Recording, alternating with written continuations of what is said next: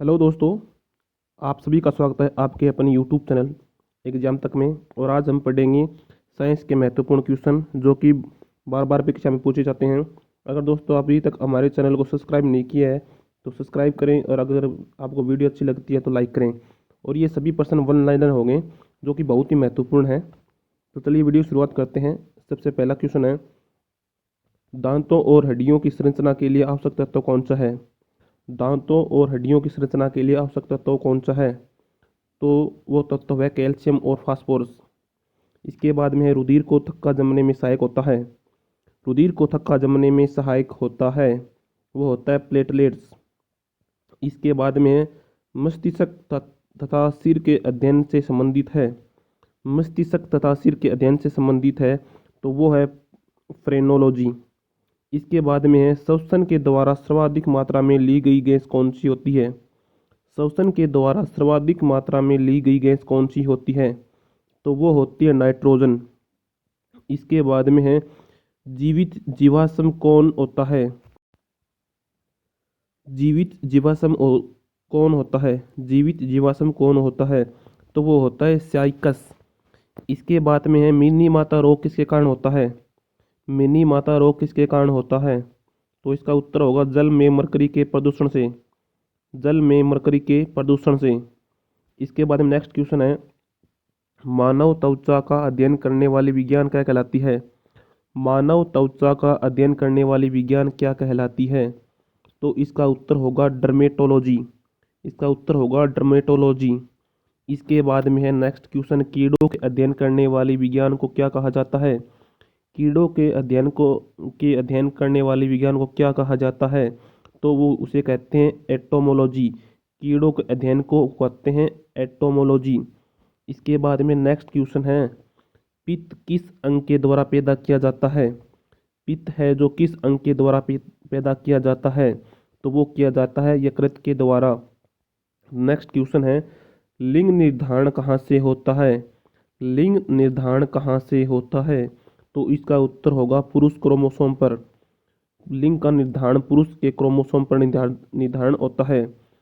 इसके बाद में नेक्स्ट क्वेश्चन है, मनुष्य का हृदय होता है, यानी कि कितने भागों में बंटा होता है मनुष्य का हृदय? तो मनुष्य का हृदय जो कि 4 कोष्ठीय भागों में बंटा होता है। इसके बाद में नेक्स्ट क्वेश्चन है, शरीर में गुणसूत्रों की संख्या पाई जाती है। शरीर में गुणसूत्रों की संख्या पाई जाती है तो वो पाई जाती है 46। शरीर में गुणसूत्रों की संख्या 46 पाई जाती है। इसके बाद में नेक्स्ट क्वेश्चन है, शरीर का सबसे बड़ा अंग कौन सा है? शरीर का सबसे बड़ा अंग कौन सा है? तो वो है त्वचा। इसका उत्तर होगा त्वचा।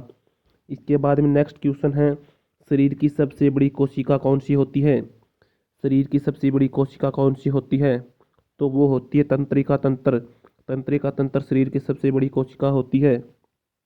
इसके बाद में नेक्स्ट क्वेश्चन है, शरीर में अमीनो अम्ल की संख्या है। शरीर में अमीनो अम्ल की संख्या होती है तो वो होती है 22। शरीर में 22 अमीनो अम्ल की संख्या पाई जाती है। इसके बाद में नेक्स्ट क्वेश्चन है, शरीर में प्रतिदिन मूत्र बनता है, यानी कि हमारे शरीर में प्रतिदिन मूत्र कितना बनता है? तो वो बनता है, इसका आंसर होगा 1.5 लीटर।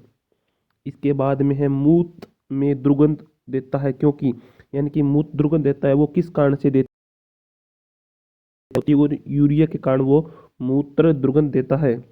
इसके बाद नेक्स्ट क्वेश्चन है, मानव मूत्र का पीएच मान कितना होता है? मानव मूत्र का पीएच मान कितना होता है? तो वो होता है 6, यानी कि 7 से कम होता है वो अम्लीय होता है, तथा 7 से ऊपर पीएच मान होता है 14 तक तो वो होता है क्षारीय, और 7 जिसका पीएच मान होता है वो होता है उदासीन। नेक्स्ट क्वेश्चन है, शरीर का सामान्य तापमान होता है। शरीर का सामान्य तापमान होता है तो शरीर का सामान्य तापमान होता है 98.6 डिग्री फ़ारेनहाइट पर, या 37 डिग्री सेल्सियस, या 310 केल्विन पर शरीर का सामान्य ताप पाया जाता है। इसके बाद में नेक्स्ट क्वेश्चन है, मानव शरीर में टीबिया नामक हड्डी पाई जाती है। मानव शरीर में टीबिया नामक हड्डी पाई जाती है, कहाँ पाई जाती है? तो वो पाई जाती है हमारे पैरों में। नेक्स्ट क्वेश्चन है, ब्लड बैंक कहलाता है, यानी कि ब्लड किसको कहा जाता है शरीर में? तो वो कहा जाता है प्लीहा को। इसके बाद में नेक्स्ट क्वेश्चन है, भोजन का पाचन प्रारंभ होता है, यानी कि जब हम भोजन करते हैं तो उसका प्रारंभ कहाँ से होता है पाचन होना, तो वो होता है मुख से। नेक्स्ट क्वेश्चन है, पचे हुए भोजन का अपशोषण होता है, यानी कि पचे हुए भोजन का अपशोषण कहाँ होता है, तो वो होता है छोटी आंत में। नेक्स्ट क्वेश्चन है, पित्त स्रावित होता है, यानी कि पित्त कहाँ से स्रावित होता है, तो वो होता है यकृत के द्वारा पित्त स्रावित होता है। इसके बाद में है, विटामिन ए संचित होता है, यानी कि विटामिन ए कहाँ पर संचित होता है, तो विटामिन ए है जो कि यकृत में संचित होता है। इसके बाद में नेक्स्ट क्वेश्चन है, शरीर की सबसे बड़ी ग्रंथि कौन सी है, हमारे शरीर की सबसे बड़ी ग्रंथि कौन सी होती है, तो वो होती है यकृत, जिसे लीवर भी कहा जाता है। इसके बाद नेक्स्ट क्वेश्चन है, सबसे छोटी ग्रंथि कौन सी होती है, जिसे हम मास्टर ग्रंथि भी कहते हैं।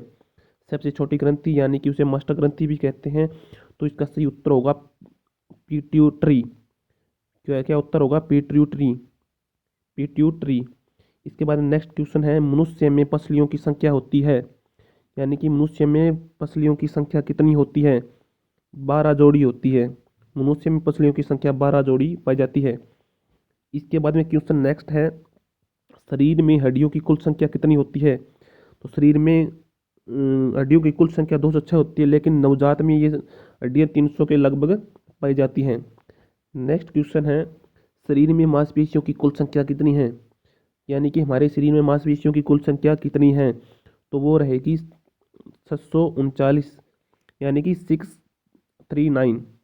इसके बाद में नेक्स्ट, लार में पाया जाने वाला एंजाइम कौन सा होता है, लार में पाया जाने वाला एंजाइम कौन सा होता है, तो वो होता है टाइलिन। टाइलिन है जो कि एंजाइम लार में पाया जाता है। इसके बाद नेक्स्ट है, लाल रक्त कण का निर्माण होता है, यानी कि आरबीसी का निर्माण कहाँ पे होता है, तो आरबीसी का निर्माण है जो कि अस्थि मज्जा में होता है। इसके बाद में नेक्स्ट है, लाल रंगत कण का जीवन काल होता है, यानी कि आरबीसी का जीवन काल कितना होता है, तो वो होता है 120 दिन। इसके बाद में है, श्वेत रगत कण यानी कि वाइट ब्लड सेल यानी कि डब्ल्यूबीसी का जीवन काल कितना होता है, तो वो होता है 1 से 4 दिन का। नेक्स्ट है, श्वेत रंगत कण को कहा जाता है, यानी कि डब्ल्यूबीसी को क्या कहा जाता है, तो वो कहा जाता है ल्यूकोसाइट। श्वेत रगत कणिकाओं को ल्यूकोसाइट कहा जाता है। इसके बाद में नेक्स्ट क्वेश्चन है, लाल रक्त कण को क्या कहा जाता है, लाल रक्त कण को क्या कहा जाता है, तो वो उसे कहते हैं एरिथ्रोसाइट। लाल रक्त कण को एरिथ्रोसाइट कहा जाता है। इसके बाद में नेक्स्ट है, शरीर का ताप नियंत्रण होता है, शरीर का ताप नियंत्रक होता है, उसे क्या कहते हैं, कौन सी ग्रंथि के द्वारा ताप नियंत्रण होता है, तो हमारे शरीर में एक हाइपोथैलेमस नामक ग्रंथि होती है जिसमें शरीर का तापमान नियंत्रक होता है। इसके बाद में नेक्स्ट क्वेश्चन है, मनुष्य की स्रवदाता रक्त समूह कौन सा है, यानी कि मनुष्य का स्रवदाता रक्त कौन सा है जो सभी मनुष्य को रक्त दे सकता है, तो वो है ओ रक्त समूह जो कि सभी मनुष्य को रक्त दे सकता है। इसके बाद में मनुष्य की सर्वग्राही रक्त समूह कौन सा है, यानी कि सभी मनुष्य का रक्त कौन सा समूह का व्यक्ति ग्रहण कर सकता है, तो वो है ए बी यानी कि सभी मनुष्य से रक्त ग्रहण कर सकता है, और ओ सभी को दे सकता है यानी कि सर्वदाता है।